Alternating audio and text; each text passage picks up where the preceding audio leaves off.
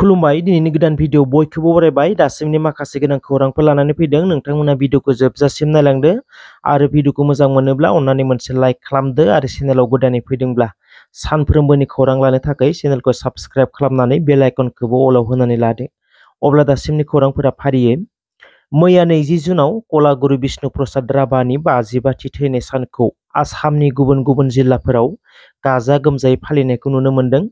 भेरगाव एबसुनि बानजायनायाव मैया कलागुरु बिष्णु प्रसाद राभानि 52थि थैनाय सान फालिनायाव आसामनि मुंदांखा मेथाइ रोजाबगिरि जुबिन गार्गआ नुजाथि फैनानै कलागुरु बिष्णु प्रसाद राभानि मुसुखाखौ बेखेवना होयो।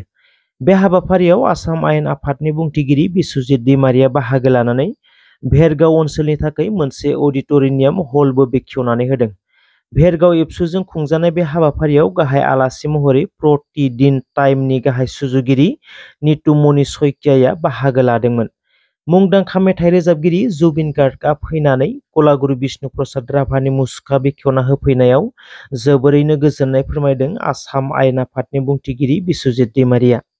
आसामनि गिबि मन्त्रि डक्टर हिमन्त बिश्व शर्माया मैया तेजपुराव कलागुरु बिष्णु प्रसाद राभानि 52थि थैनाय सान फालिनाय हाबाफारियाव बाहागो लाफैदों।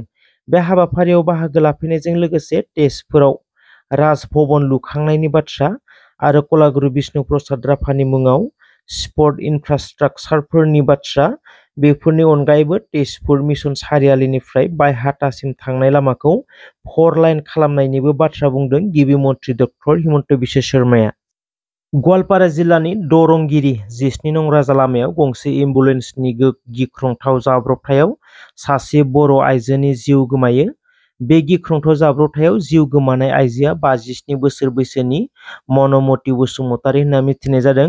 जाथायनि सायाव मोनथिनाय बायदिब्ला बे गिख्रंथाव जाथाया गवालपारा जिल्लानि रंजली पुलिस थानानि सिङाव कासादलनि गंसे ब्रिजनि रेलिंखौ सौख्रांनानै गोथौ दैयाव गोग्लैलांदों। एम्बुलेन्सआ खौरां बिजोंफोराव फोरमायनाय बायदिब्ला धुपदारा पुलिस थानानि सिङाव दनफांनि किंकं बसुमतारी मुंनि बेरामिखौ एम्बुलेन्सआव लाबोबाय थानाय समावनो एम्बुलेन्स ड्राइभारा कन्ट्रल खोमाना लादोंमोन।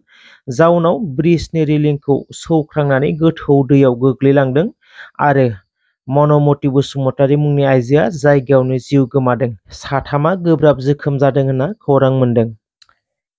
एबसुआ हारिनि सिनस्रिब्ला एसेबां गाज्रि बिजेपि राजखान्थियारि दोलोनि जानानै मानो भट बिखो? एक्स एनडिबि बिग्राय नार्जारिनि गोख्रों अजद होनायखौ नुनो मोन्दों। एबसुआ बबे फरायसालियाव मोजां क्लास जायाखै? बबे फरायसालिनि फोरोंगिरिया माबायदि क्लास खालामदों? हारिखौ माबायदि दैदेनलांनांगौ बेखौसो सिन्था खालामनांगौ। नाथाय एसेबां लेथ्रा बिजेपिनि जानानै गामि गामि थांनानै एबसुआ मानो भट बिहैदों? एबसुआनो फैसानि डिलिंबो खालामदों आरो 2 नम्बर अरुणोदयनि फर्मबो राननानै होदों होननानै अजद दैखांदों बिग्राय नार्जारिया। बर' हारिया एनडिबिआ एबसुआ दावहा नांबोनाय हारियानो मानो एसेबां गाहायाव थानो नांगौ होननानै बुंदों एक्स एनडिबि बिग्राय नार्जारिया। बिटिसि बाजेट जथुम्मानि उनाव बेरेखा दोलोनिफ्राय गोबांथार अजदफोर होनायखौ नुनो मोन्दों। मख'नो गोनांदि प्रमद बर' दैदेननाय इउपिपिएल सोरखारा बिटिसिआव 3 बोसोरावनो गोबां खामानिफोरखौ मावबाय होनना बुङो, नाथाय एसअपिनि फान्डनिफ्राय फैनाय रांखौनो बाहायनो हायाखै। जाउनाव 140 कौटिनिबो बांसिन राङा थांफिनबाय होनना अजद दैखांदों बेरेखा दोलोनि एमसिएलए प्रेस मुसाहारिया। एनडिबिफोरनि केसफोरा गासै 204 केसफोरा उइथड्र जाबाय होनना प्रमद बर' दैदेननाय दोलोआ बुङो, नाथाय सोरनि 204 केसफोरा उइथड्र जाखो बेनि फोरमान होनो हाया इउपिपिएल सरकारा। बेनि ओंथियानो जादों थगायनाय। गासैबो बाथ्रायावनो थगायनाय। बिटिसिआव गोबां डेभेलपमेन्टनि खामानि मावनायनि बाथ्रा बुङो, नाथाय एसअपिनि फान्डनिफ्राय फैनाय रांखौनो बाहायनो हायैनि लांफिनजाबाय। अब्ला बबेयाव जौगानायनि खामानि मावखो होननानै गोख्रों अजद दैखांदों एमसिएलए प्रेस मुसाहारिया। एनडिबिखौ अलखदाव खोख्लैनानै सरकार सालायगासिनो प्रमद बर'आ। मख'नो गोनांदि सक्ति जाखांनायनि उनावबो गोबां एक्स एनडिबिफोरनि केसफोरा बन्द जायाखै। नाथाय बिथांमोननि केसफोरा मानो बन्द जायाखै? प्रमद बर' दैदेननाय सोरखारा जुदि एक्स एनडिबिफोरनि केसफोरखौ बन्द खालामनांगौ होननानै खामानि मावदोंब्ला अब्ला मानो दिनैसिम बन्द खालामनो हायाखै? बन्द खालामनो हायैनि जाहोना बिथांमोना खामानिखौ मावाखै। एक्स एनडिबिफोरनि केस फोजोबनायनि बिबानखौ प्रमद बर'आ आखायाव लायाखै, नाथाय खामानिखौ मावगासिनो होननानैल' बुङो। बेबायदिनो एनडिबिखौ गिदिर अलखदाव खोख्लैनानै सरकार सालायगासिनो होनना गोख्रों रावजों अजद दैखांदों एमसिएलए प्रेस मोसाहारिया। 2023 मायथाइनि लकसभा बिसायख'थिया जोबनानै थांबाय, सरकारबो दाबाय। नाथाय दासिमबो सोलायाखैसै बिटिसिआव राजखान्थिनि आबहावाया। लकसभा बिसायख'थिया जोबना थांनाय लोगो लोगो फैगौ बिसायख'थिनि थाखाय बिटिसिआव बिसायख'थिनि लाहार फाहार आबहावाया जागायजेनबाय। कक्लाबारि ब्लक बिपिएफनि गाहाय मावख'आव बिपिएफ राजखान्थि दोलोनि खौरांगिरि मेल। मा फोरमायदों? थांनाय 12 जुन खालाराव कक्लाबारि ब्लक बिपिएफनि लाइमोन आफादगिरि सोगोमसार बर'खौ इउपिपिएल दोलोआ नारा-नाथा जुर-जबस्ति गावसोरनि दोलोनि फालि गानहोनानै इउपिपिएल दोलोआव सोनायनि अजद होनायखौ नुनो मोन्दों। कक्लाबारि ब्लक बिपिएफनि आफादगिरि सोगोमसार बर'आ थांनाय 12 जुन खालाराव प्रमद बर'निसिम थांदोंमोन बिपिएफनि समाव थिखा मावनायनि बिलनि सायाव सावरायज्लायनो होननानै, नाथाय इउपिपिएल दोलोआव जयेन जानो थाङाखैमोन। नाथाय 22 नं कक्लाबारि बियाबनि एमसिएलए मन्टु बर'नि दैदेननायाव सोगोमसार बर'खौ प्रमद बर'जों आखाइ गोरोबहोदोंमोन।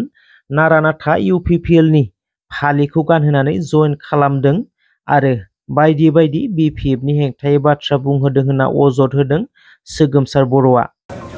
गिबियावनो नोंथांमोननि बे रादाब चेनेलखौ आंनि गोसो गोरबोनिफ्राय बरायना लाग्रोबो आरो लोगोसे बे निउस नायगिरि गासै रायजो राजानिसिम आंनि खुलुमनायखौ जासिहरबाय।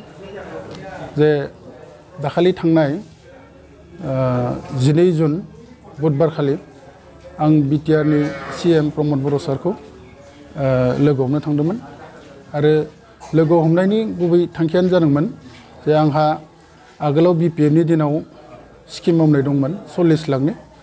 बे स्किमनि बिलनि थाखाय आङो प्रमद सारजों सावरायनो होनना थांनायावनो बिथांमोना आंखौ जर जबस्तियै जयेन जाहोदोंमोन आरो आं बिथांमोनखौ बुंखादोंमोन आंथ' दिनै जयेन जानो होननानै फैयाखै, आं खालि सावरायनोसो फैदों।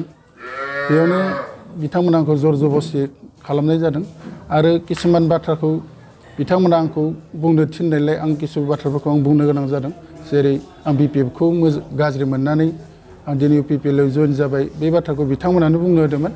बेखायनो आङो दिनै आगोलावबो आं बिपिएफनि गोबां खामानि मावबोबाय हिसाबै दिनै आं बिपिएफखौनो गारनो हाया।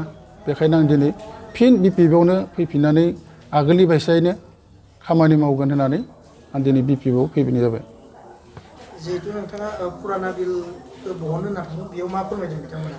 जयेन जाबासो होगोन होनना फोरमायदों नामा? बिथांमोना बेफोरखौ जेबो सावरायालासिनो आंखौ डाइरेक्ट गामसा गावसिनि आर'नाइ फालिखौ गानहोदों।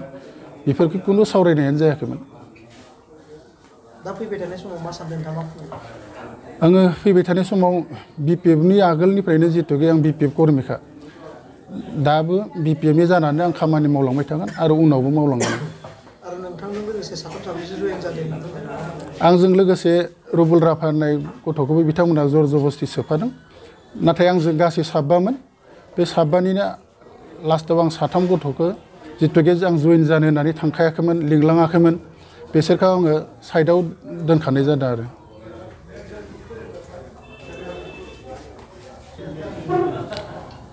दिनैनि प्रेस मिटनि गुबै थांखिया बेखिनियानोमोन। बेखिनियावनो दिनैनि बे प्रेस मिटखौ फोजोबबाय होननानै फोरमायनाय जाबाय।